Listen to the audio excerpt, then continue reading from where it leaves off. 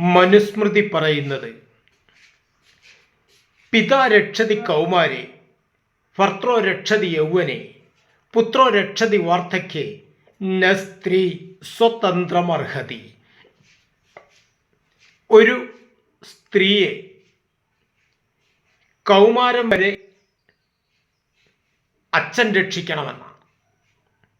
അതുപോലെ യൗവനത്തിൽ ഭർത്താവ് രക്ഷിക്കണം, വാർദ്ധക്യത്തിൽ പുത്രനാണ് സംരക്ഷിക്കേണ്ടത്. അപ്പോൾ സ്വതന്ത്രമായി ഒരു തീരുമാനമെടുക്കുന്നതിലുപരിയായി ഈ പറഞ്ഞ ആളുകളുമായി ആലോചിച്ച് മാത്രമേ ഒരു സ്ത്രീ തീരുമാനമെടുക്കാവൂ എന്നാണ് ഈ പറഞ്ഞതിന് സാരം.